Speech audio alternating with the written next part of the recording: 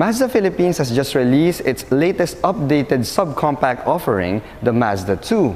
Now, unlike other car brands that offer multiple variants of their subcompact cars, Mazda Philippines has decided to bring in a single variant of the Mazda 2. It's called the Elite trim.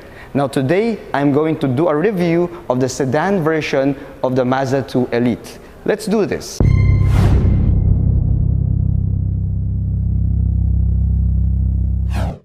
Before I begin with the car review, I'd like to extend a special shout out and thank you to Mazda Makati for giving me this opportunity to do this walk-around car review of the Mazda 2.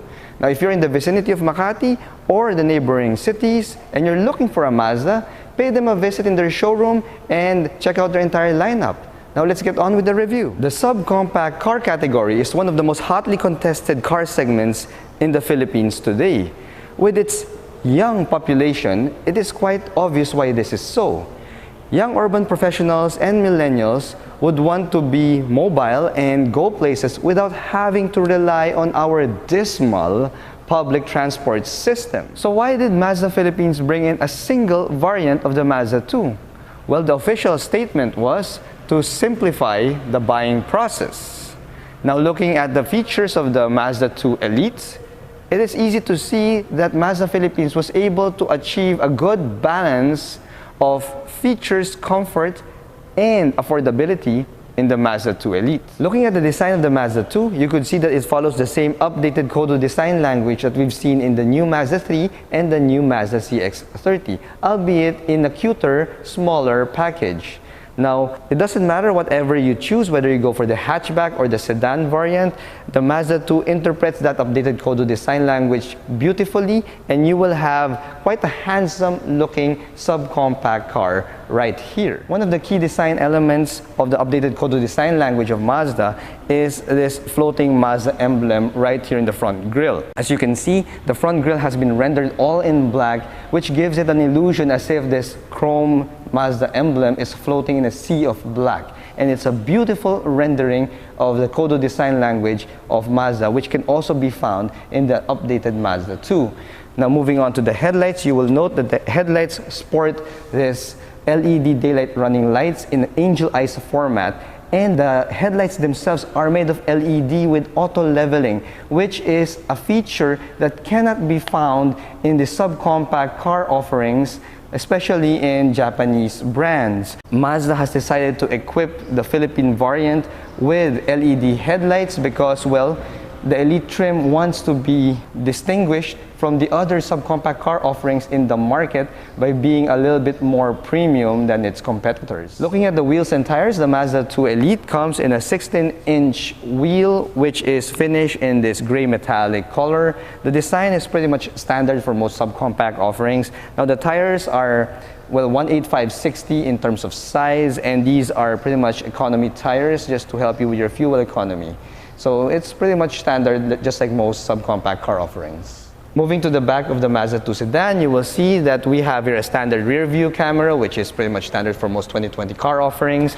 And looking down here to the bumper, you will see the first, well, design fail, in my opinion, of Mazda. You see, the Mazda 2 sedan sports this huge fake vent at the lower part of the rear bumper, which shows you that despite the elegance of the updated Kodo design language of Mazda, Mazda has finally succumbed to the fake vent phenomenon that's happening to most Japanese car manufacturers, at least with their Mazda 2 sedan. Now, this doesn't really serve any function except to add a little bit more design to the back, which personally I'd give it a pass because I really don't like it. Now, moving further downward from the fake vent area of the rear bumper, you will also see that Mazda has decided to save up a few dollars when it comes to their tailpipes, because all of Mazda's offerings in its lineup sport dual actual tailpipes except for the Mazda 2. The Mazda 2 only comes with a single tailpipe. You'll see there's no tailpipe here. We only have a standard tailpipe there. It doesn't even have a chrome finish. It's just a regular pipe-like tailpipe. The design is pretty good from the front to the sides, but when it comes to the rear, I'm really not too keen with how Mazda executed the rear part of the Mazda 2. One good thing about it though is that it also comes with rear parking sensors, so that should aid you with your parking duties as well. But it still doesn't make up for the, well, for me, for the poor design that happened in the rear bumper right here. Moving on to the trunk space of the Mazda 2, we have your 280 liters of trunk space, which is not class leading, but it's decent enough for its size. But if you would need some more space for your luggage or for your stuff, all you need to do is pull on this latch right here, and that should help you tumble back the rear seat backs, which would give you now 950 liters of trunk space. Moving on to the engine, what you have here is a 1.5 liter Skyactiv G engine, which is good for a 108 horsepower and 141 Newton meters of torque. Now, the Mazda 2 also comes with the G Vectoring Control Plus, which makes millisecond adjustments to your throttle input to make sure that the Mazda 2 would remain balanced, would remain stable, and it will ensure that you have a comfortable ride as well. Notably missing is the iStop and IE loop feature, which is found in the other Mazda offerings, and that's actually a good thing for me because you don't have to turn it off, especially in stop and go traffic. And at the same time, since this is a 1.5 liter engine anyway, fuel economy would be stellar for this vehicle, so you don't really need that IE loop or iStop doohickey to improve your fuel economy in the Mazda 2.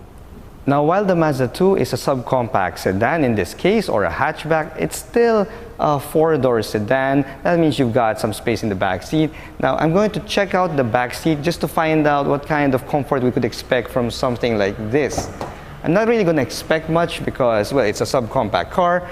So let's find out right now if you are a passenger in the Mazda 2. Well, the first thing that I note is the brown cloth of the seats are good. It's done, rendered very well. It's in dark brown. Makes you think that it's leather upon first seeing it. Now, the seats itself are quite comfortable. They're quite supportive. And you've got a good amount of knee room as well. Now, when you close the door, you will note that because of the updated Kodo design language, the belt line of the car is a little bit high, which means that the rear windows are a little bit small. But it doesn't really give me that feeling of claustrophobia because you've got a nice domed arch up here in the ceiling, which improves on my headroom at the back. Now, you don't also have your aircon vents at the back, which is alright because, well, it is a small car, which means that the air conditioning should be able to cool down the interior quite fast. You'll also note that there are no dome lights in the center. Well, because it is also a small car, well, if you're a rear passenger and you need the light, might as well just use the torch on your cell phone. Notably missing as well is the pocket at the back of the driver's seat, which is a feature that can be found across all the offerings of Mazda, except the CX-8, which has 4 seat back pockets. We have a back pocket, however, on the passenger side, and, well, that's a place where you can store your stuff. The materials used are quite premium. It is still in plastic, and you've got some cloth inserts as well on the side of the doors, but it's tastefully done. It's in black with some brown stitching, which goes well with the fabric of the seats. And yeah, overall, I would say that if you are just 4 passengers in the Mazda 2, you would be very comfortable at the rear. But if you have to bring in a 5th passenger who'd sit in the center, then it would be a bit of a tight fit. And in fact, if you're going on a long trip and you're 3 across here at the back, I would say that at the end of the trip, you might have some form of romance already with the person in the middle because you'd be that close. Okay, now let's hop into the driver's seat of the Mazda 2. Upon opening the door, you will notice that the seats are not finished in leather. Instead, this is dark brown cloth with some contrast white stitching. It's actually done pretty well. It's a 2-tone dark brown and something that's a little darker brown, but in a different cloth material, which should help with your ventilation as well. Now, the Mazda 2 doesn't come with automatic adjustments for the driver's seat nor the passenger. This is still a subcompact offering after all. And let's hop in and find out what's inside. Stepping inside the Mazda 2, the first thing you'll note is the steering wheel is the usual standard steering wheel of Mazda, but this one is still leather wrapped, so Mazda didn't scrimp on the materials for the steering wheel, as well as the shift knob. The shift knob is also finished nicely in leather with some metal accents as well. Now you'll also note in the steering wheel you've got your Bluetooth cell phone calling there and some buttons for your infotainment system. You don't have cruise control though, but peeking out at the back of the steering wheel, you'll note that you also have paddle shifters that can be found in the Mazda 2. So the Elite trim, both in hatchback and sedan model, come with paddle shifters to help you shift this wonderful 6-speed automatic transmission. And I repeat, Mazda still is not using a CVT, which is great because it's still a Sky-active 6-speed automatic transmission, and it also comes with sport mode. We have sport mode here, which helps improve the response of your throttle when it's in sport mode, and you could actually put it in paddle shifters as well. So kudos to Mazda for not going into the CVT bandwagon even with the Mazda 2.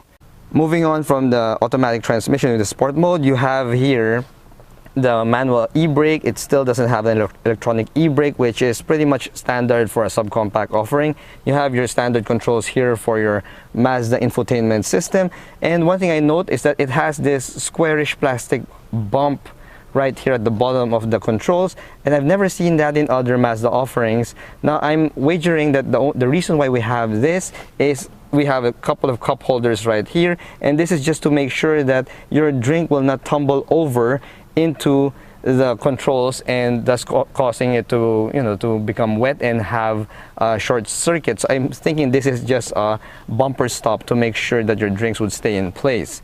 Now going into the climate control system, the Elite variant comes with automatic climate control as well. It's not dual zone, however, because, well, it is a small car. You don't really need a dual zone climate control. And underneath that, you have your USB inputs for your Apple CarPlay and Android Auto, which is also standard for the Mazda 2 Elite. Now going up to the dashboard, the lower dashboard, you'll have here a nice textured black, shiny black material that's inserted right here, and it's a nice rendering as well. It's not carbon fiber, but it has that carbon fiber feel to it. The dashboard itself is made up of plastics. It's a little bit lower quality than those found in the Mazda 3 and the CX series of Mazda, and you have your cloth inserts as well on the doors. In terms of the infotainment, we have your usual Mazda Connect right here. It's still not the recessed screen that we can find in the CX-30 and the Mazda 3. It's still the same old screen that we can find in the older Mazda models. Starting the car, you could now see that, well, we have the standard gauges right here. We have the speedometer right in the middle, which is still an analog format. It's not digital yet, but you've got a digital tachometer to the left, and you've got an information screen to the right, which shows you stuff like your fuel, your range, and your temperature as well.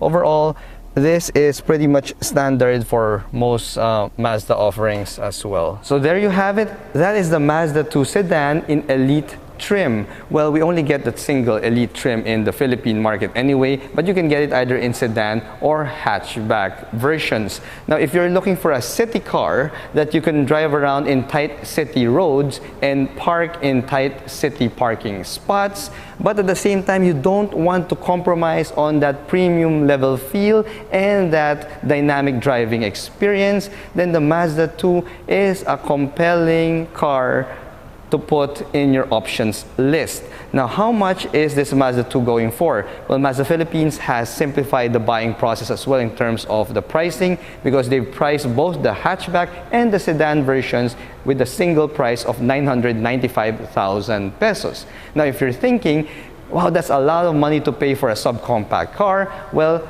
get this. This is still a 4-star Euro NCAP safety rating in terms of crash tests, and at the same time you get a lot of the premium material and premium feel and premium options that are not normally available in budget subcompact car offerings. Now, if you take all of that into consideration, then the Mazda 2 Elite is a compelling city car to purchase at less than ₱1,000,000. Once again, thank you guys for watching one of my car reviews. If you like my videos, please subscribe to my channel, hit that like button, send me some love in the comments below, and tell me what you think about this Mazda 2. Would you rather get the sedan or would you rather get the hatchback? Hit me up in the comments and let's start the discussion. I'll see you again in the next video. Bye-bye.